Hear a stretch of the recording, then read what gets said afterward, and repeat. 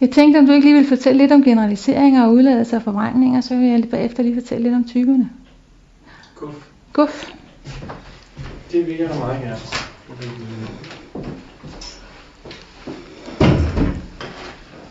Det er det, der skal se ud som, der står der guf. Ja. Og ikke gur. Gur, står der det? Nå, der skal stå guf. Ja. Guf, generaliseringer, udladelser og Forvrængninger. Det er sådan, så jeres hjerne modtager op i nærheden af 11 millioner indtryk i løbet af en dag. Spørg mig ikke, hvordan de kloge regne det ud, men det er der så nogen, der har fundet ud af. Den modtager omkring 11 millioner. Styk information. Så når I står og kigger ud af vinduet, så får I omkring 11 millioner styk indtryk. Det skal jo bearbejdes. Det var en hel dag, tror jeg, for 11 millioner. Hjernen kan i virkeligheden kun kapere meget, meget lidt. Vi er nede i, har du det eksakte tal? Mellem 16 og 42. Ja, information. Styk informationer ad gangen. Så det vil sige, at der er rigtig mange informationer, som hjernen er nødt til at sortere fra. Af den simple grund, at ellers så vil den nærmest brænde sammen. Eller i hvert fald vil være anderledes. Vi har et meget godt eksempel på folk, der ikke rigtig kan gøre det her. Det er autister. Mange tror, at autister er lukkede. De vil det modsatte. De er fuldstændig åbne, så alle informationerne, de ryger bare ind, og deres hjerne, den kæmper simpelthen for at lære alt det her. Og måden, den kompenserer for det på hjernen, der så fjerner den nogle andre ting. Er de rigtig slemme, så er det typisk deres sociale egenskaber, så de forsvinder fuldstændig. Nogle af dem ved ikke engang, hvad deres mor og far, fordi det er der ikke lige plads til. Hjernen har været nødt til at bruge dem til at lære information. Så derfor så har alles hjerner sådan nogle filtre. Generaliseringer, udladelser og forvrængninger. Generaliseringer, det er sådan noget med, de fleste siger, at børn de er enormt hurtige til at lære ting. I virkeligheden så passer det nok ikke.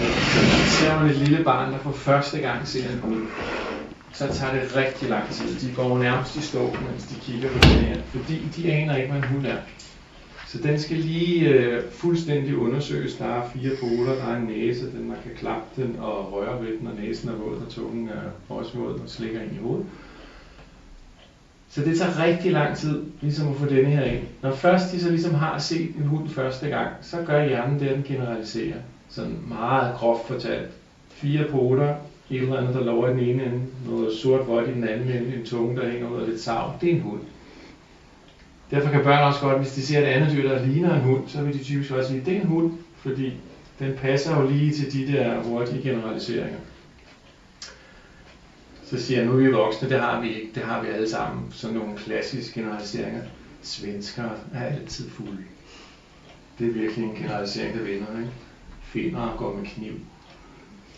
Læderjakke, så er man rocker. Og en motorcykel, så er det endnu værre, så er man sådan en eller anden vild engel eller noget. Og mange af de der har vi. Og det er generaliseringer, og de er jo ikke altid rigtige, så derfor så er det også nogle gange, vi går forkert i byen.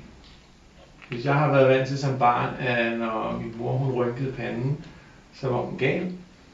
Jamen så vil jeg så typisk i min hjerne have den generalisering, så ser jeg nogen, der rynker panden, så siger jeg, at de er nok gale. Men det kunne også være, at de havde hovedpine, eller mange andre ting. Men min første generalisering inde i hjernen, det er det her. Så er der udladelser. Det er sådan noget med hjernen, den simpelthen siger, at der er noget information, jeg ikke skal bruge, så fjerner den det simpelthen bare. Den kan jo i øvrigt også gøre det modsat. Lægge oplysninger på. Det er så også det, vi kalder efterforvrængninger. Men hjernen, den udlader mange ting. Netop fordi, ellers så kan den simpelthen ikke have alle de her informationer. Blandt andet er det sådan, så hvis man putter noget helt nyt ind i sin hjerne, og så ikke beskæftiger sig med det i de næste 14 dage, så udlader hjernen det. Så fjerner den det igen. Så ved jeg ikke, om nogensinde har prøvet at sidde til et møde, og så var den, der skulle tage referat. Så skriver man, det går stærkt, når man tager stikord og korte notater og sådan noget, og så går der sådan, det koster mig, så sådan efter 4 uger tænker jeg, også hellere lige få skrevet det her referat, ikke? Og så tager jeg den her side op og læser på den, og så forstår jeg overhovedet ikke noget, jeg står på den. Jeg har selv skrevet den, det vil så godt være en fremmed, der har skrevet den, jeg har aldrig set det før. Og det er fordi, jeg er lige faldet på 14 dages grænsen. Hjernen har brugt sin udladelsesfilter og sagt, det her, det udlader jeg, det behøver jeg ikke at huske mere. Så det er ekstremt vigtigt, også når man er på sådan et kursus her om enagrammet for eksempel, så lige at friste op igen i løbet af 14 dage på en eller anden måde. Det er sådan set nok bare at tænke over det, mens I kører frem og tilbage i arbejde i bil og sådan noget. Men et eller andet for lige at minde hjernen om, at denne her oplysning, den skal gemmes. Så det er et eksempel på udvalgelse. Forvrængninger, dem er der mange af.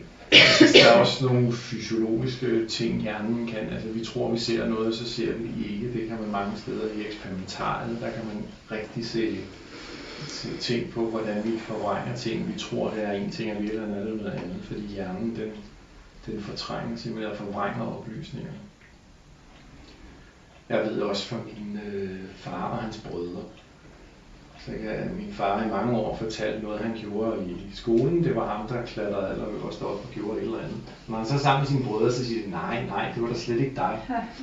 Og så når han så tænker efter, så kan han faktisk godt huske, at det var ikke ham. Men hans hjerne, den har lige sådan forvrænget det lidt, så han husker det, som om det var ham. Jeg ved ikke, om jeg prøvede det. Jeg tror et eller andet, så kom han møder sin gamle og det var slet ikke dig, eller det var en anden, der gjorde det. Og vi har fuldt og fast troet på det her i 25 år måske. Hvis vi der kom en løgndetektor, så ville vi have sagt det, og den ville ikke have afsløret, at det ikke passede, fordi vi troede på det. Det er sådan set nok. Så det en løgndetektor gør, den afslører egentlig, om vi tror på det eller ej, og ikke om det er rigtigt eller forkert, eller sandt eller falsk. Så som jeg siger til nogen nogle gange, jeg er ked at sige det til jer, men det halve af jeres barndom, det var ikke det, som I kan huske.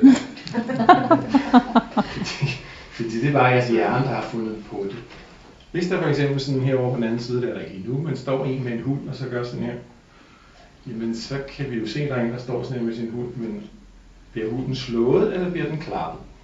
Nogle vil tænke, om der stod en mand og klappede sin hund, og andre de vil sige, at der stod en mand og slog sin hund. Der spiller han bold bagved. Ja, der spiller bold bagved hunden eller et eller andet, ikke? Og det tror vi så, at det er det, vi oplevede. Dem, der troede det ene, det tror de så lige fra deres barndom af, og så, der var bare en mand, der tævede sin hund på vejen. Og en anden siger, at jeg kan tydeligt huske ham, der klappede sin hund, og derfor har jeg også fået hund. Og de kan jo ikke begge to have ret, medmindre han både har klappet og slået på en gang. Men alle tror fuldt og fast på det, og hjernen den har simpelthen bare forvrænget oplysningen, lagt flere oplysninger på, eller hvad den nu ligesom måtte gøre for, at det her det hang sammen. Så det gør man ubevidst, eller Ja. Altså hvis man taler med folk fra politiet, der afhører vidner, så ved de det også. Det er ufatteligt, hvad vidner, der næsten har stået ved siden af hinanden, har set af forskellige oplevelser. Der var for mange år siden en meget interessant udsendelse i fjernsynet, faktisk en dansk, hvor man lavede sådan et forsøg, hvor der stod en masse mennesker, der helt tilfældige på en perron. Så på den modsatte perron, der havde man så fået nogle skuespillere til at stå. Der stod en i læderjakke, og så kom der en mand i jakkesæt gående, og pludselig så kom de så i håndgemænd. Og det skal lige siges, det var en ældre mand i jakkesæt. En ældre mand, ja, og så en ung fyr med pomade i håret og det hele, som de lavede dengang, når de var i læderjakke. De kom så i håndgemænd. Og så afhørte man de her vidner.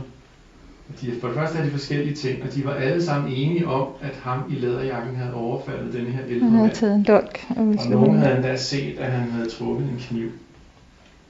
Og det sagde, der var en enkelt, der faktisk havde set det rigtige, der sagde, at det var den manden i jakkesæt, der overfaldt ham i læderjakken. Ud af hvor mange? Ud af, hvad der stod på den perron, 15-20 mennesker. Og når man så ser det i slow motion, det der i virkeligheden sker, det er, at den ældre herre står, og ham i læderjakken kommer gående, og i det ham i læderjakken er tæt på, så tager han ind, og så tager han sin stålkam op for at ræse sig, og i det øjeblik, han gør det, så overfalder herren i jakkesæt ham. Han snubler. Nej, ikke den jeg så, den er lavet flere gange. Jeg ser, der er ligesom lagt op til selvfølgelig, ham der står i jakkesættet, tror måske også, det er en kniv. Han har også sin generalisering, og det er rocken. Nå, på den måde, ja, okay. Så er det stikker ned, ikke? Så det var, hvad der i virkeligheden skete. Og jeg tror, det er den samme i øvrigt. Man så også prøvede netop at så spørge folk igen 3 uger efter. Der var den her 14-dages regel, ikke? Og det var utroligt så meget, de så ikke kunne huske. Og det pludselig var blevet i tvivl, men du sagde jo, det var de så ikke sikre på alligevel. Fordi der var de også faldet på den her udeladelse. Ja. Du kan lige se det tilfælde, der var med de 2, der blev slået ihjel på cykel, ja. Ledte efter en sølvgrå taxa, ikke? Ja, der lige har været noget i Danmark, ikke? Og det var en rød bil, ikke? Og det var en stor rød kassevogn. Ja. Det var en stor kassevogn, som var gået så over de ikke. Og det så, at de mener, at de blev ramt af kassevognen og røg over på den der sølvgrå taxa, der holdt inde ved kanten. Og så lidt man efter, ja, det var faktisk her lige i foråret. Så der kan man se, hvor meget man, om jeg så må sige, ikke altid skal stole på sin hjerne. Eller når vi tror fuldt og holder på vores hjerne, at det var sådan, når nogle andre siger noget andet. Så pålideligt er hjernen altså ikke. Ja. Så vi konstruerer virkeligheden hele tiden, så den passer ind ud efter det billede, vi selv har, eller den iagttagelse, vi selv har, eller den indre repræsentation, vi har af virkeligheden. Så virkeligheden eksisterer sådan set ikke som sådan. Og der er også eksempler på, at hvis man siger nogle ting til sig selv tilstrækkeligt mange gange, så tror hjernen på det. Som jeg hørte nogle gange til, hvis du har haft en dårlig barndom, så find du på en ny. Og så kan vi ved med at sige til dig selv, at sådan var det, og sådan var det. Fordi de synes, at tror hjernen på det. Det er ligesom min far, han troede, for han ville jo gerne være den, der havde klatret op i torvet. Ikke? Så det har han fra starten sagt, sådan, måske bare i sjov sagt til de andre, det var mig, der klatrede op. Der vidste han det så godt. Men på et tidspunkt så har han sagt det så mange gange, så kunne han egentlig ikke selv lige huske, var det nu også mig eller en anden. Til sidst så troede han faktisk på, at det var ham selv, der kravlede op. Så for aften dårlig barndom, så find dog på en ny. Ja, der er også det her udtryk, fake it until you make it. Ja.